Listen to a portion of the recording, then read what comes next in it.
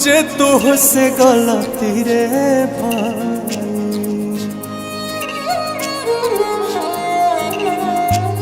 एक तो समय आ गई दूजे तुझसे गलती रे भाई।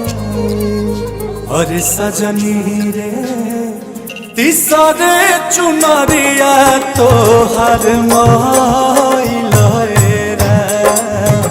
और सजनी रे तीसरे चुनरिया तो हर माइल रे।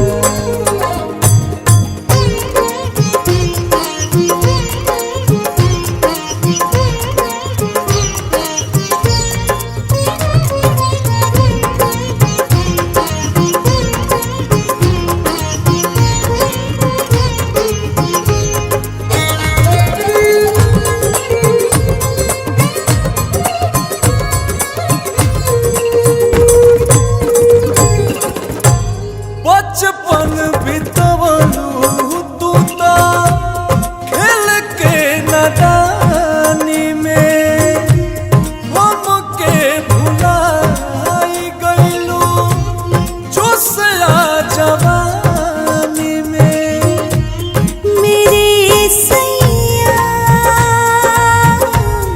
शरण तेरी सुनो जी प्रभु मेरी। अब नहीं कोई लोग कहा मानवा में दुविधा।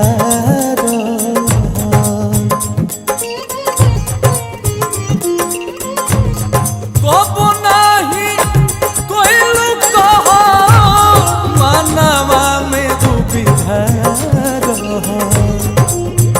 अरे सजनी रे काम नहीं आई गुलाबा भाई लहरा।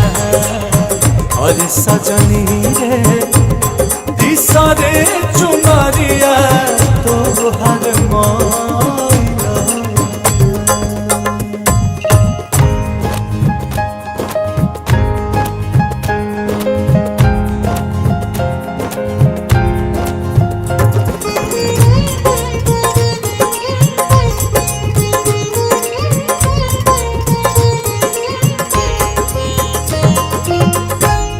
कुछ नहीं हो अब तो रोवाला से रानी।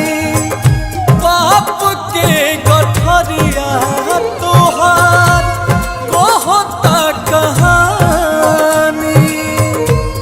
मेरे राजा रहम करना शरण अपनी मुझे रखना। लाख 84 ओनी कब फेर जाना मोहनी। लाख 84 ओनी कब फेर जाना मोहनी।